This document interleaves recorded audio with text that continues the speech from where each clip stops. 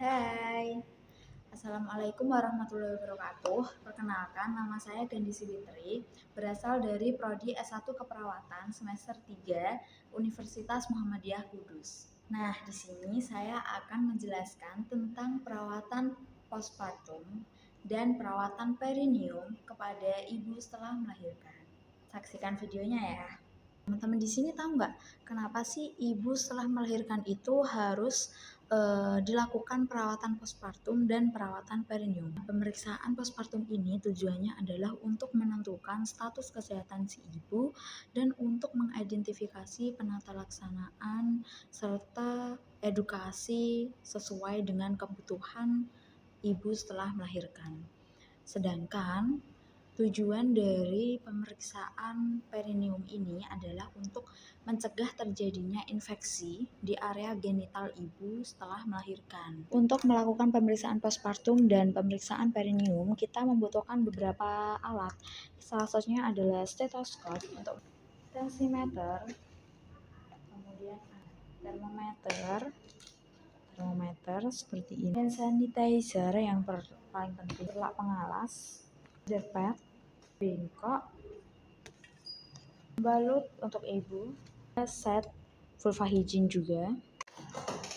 Nah, itu adalah alat-alatnya. Oh iya teman-teman, jangan lupa siapkan handscoon bersih dan handscoon steril ya untuk melakukan tindakan. Kemudian langkah-langkahnya yang pertama adalah cuci tangan.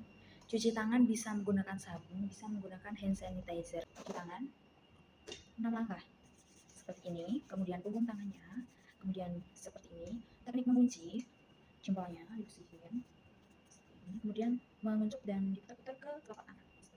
Setelah itu kita mengatur posisi pasien yang nyaman itu bisa terlentang atau setengah duduk.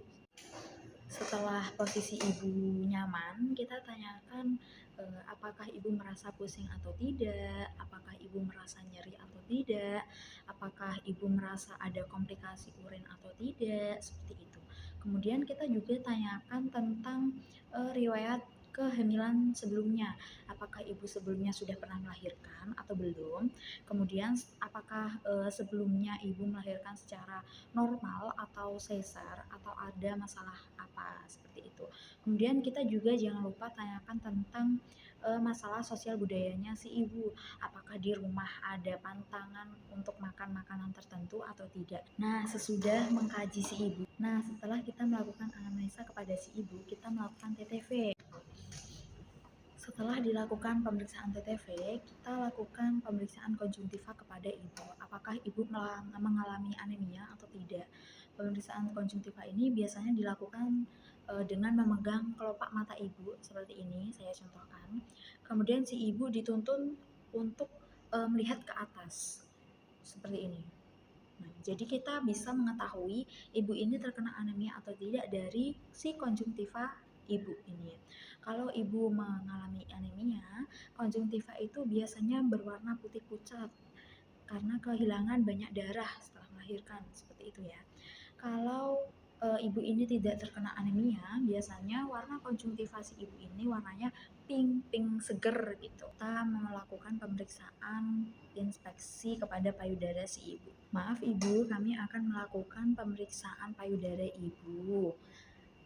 Mohon dibuka bajunya ya Bu, maaf, seperti itu. Kemudian kita buka bajunya, kemudian kita inspeksi terlebih dahulu. Kita lihat tuh apakah ada pembekakan atau tidak, ataukah terdapat perubahan warna atau tidak, apakah simetris atau tidak. Kemudian kita palpasi payudara si ibu dengan cara payudara kanan dipegang dengan tangan kiri. Posisi tangan seperti huruf U, 4 jari di bawah dan 1 jari di atas.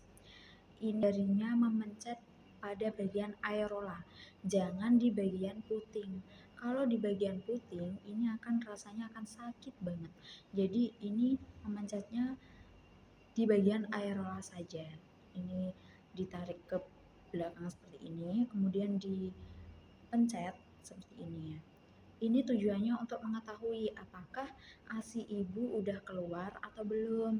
Begitu juga di bagian payudara sebelah kiri. Tangan kanan seperti ini membentuk huruf U sama. 4 jari di bawah, 1 jari jempol di atas. Kemudian seperti ini di bagian areola. Jangan lupa ya, di bagian areola. Kemudian dipencet. Ini untuk mengetahui apakah ASI sudah keluar atau belum. Kemudian setelah pemeriksaan dari kepala, kemudian turun ke dada, lalu selanjutnya turun ke bawah perut. Perut itu kan ada 4 ruang ya. Kanan atas, kanan bawah, kiri bawah, kiri atas. Nah, kita lakukan untuk mengetahui apakah ada bising atau tidak di dalam perut itu. Kita lakukan pemeriksaan dengan menggunakan stetoskop. Kita periksa perut ibu dari kanan atas perut ibu, apakah ada bising atau tidak sih gitu. Kemudian kita turun ke kanan bawah, selanjutnya ke kiri bawah. Yang terakhir adalah ke kiri atas. Selanjutnya adalah peregangan otot uterus. Nah, ini tangan kanan perawat berada di umbilikus ibu. Kemudian ibu diarahkan untuk menunduk melihat dahi seperti ini. Selanjutnya kita raba kandung kemih ibu. Apakah kandung kemih itu penuh atau tidak? Kalau keras berarti kandung kemih itu ada urin yang belum dikeluarkan oleh si ibu. Kemudian selanjutnya kita lakukan pemeriksaan genitalia kepada si ibu. Posisi ibu dorsal recumbent. Kemudian kita pasang underpad di bawah ibu dan kita cek, kita periksa loheanya ibu. Biasanya di hari kedua sampai di hari ketiga itu volume anusnya seperti apa gitu, warnanya. Kemudian biasanya di hari ke-3 sampai 7 itu sanguinolenta putih campur merah kecoklatan. Kemudian di hari ke-7 sampai 14 serusannya berwarna kekuningan seperti itu. Kemudian kita juga lakukan pemeriksaan REDA, REEDA. R itu adalah redness, yaitu artinya kemerahan. Apakah di situ ada kemerahan apa tidak gitu pada ruptus perineumnya ibu, edema, bengkak atau tidak. Yang kedua adalah elamosis, ada perdarahan di dalam kulit atau tidak. Discharge, pengeluaran perineum ibu tuh. Kemudian yang ketiga adalah aproksimasi, kerekatan jahitan pada perineum itu gimana. Selanjutnya adalah perawatan perineum. Kita lakukan vulva hygiene, usap dengan kasar, tidak perlu diberi betadine ya. Anusnya kita lihat apakah ada benjolan hemoroid atau tidak. Kemudian ekstremitasnya, terdapat kemerahan atau tidak, ibu merasa nyeri di bagian tersebut atau tidak. Selanjutnya adalah ibu yang mengalami postpartum blues. Nah, biasanya ibu yang mengalami gejala-gejala seperti murung, cemas, sulit tidur, kemudian susah konsentrasi, nafsu makan menurun, mudah menangis, sedih, itu adalah ibu yang mengalami postpartum blues. Nah, gimana sih cara mengatasinya? Kita anjurkan kepada si ibu untuk melakukan istirahat yang cukup. Kemudian yang kedua ada me time. Me time nih, mencari suatu hal yang bisa membuat si ibu senang. Misalnya si ibu merasa senang kalau sedang nonton drakor misalnya, nggak apa-apa, silahkan, nggak apa-apa.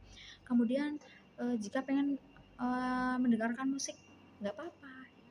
Kemudian ketika ada keluhan-keluhan, sampaikan kepada suami, terbuka sama suami, cemas karena anaknya nangis terus misalnya, iya sampaikan saja kepada suami. Jangan malu ketika minta bantuan, jangan malu. Nah, itu dia tugas video perawatan postpartum dan perawatan perineum dari saya. Apabila banyak kurangnya, banyak salahnya, saya minta maaf yang sebesar-besarnya. Wassalamualaikum warahmatullahi wabarakatuh.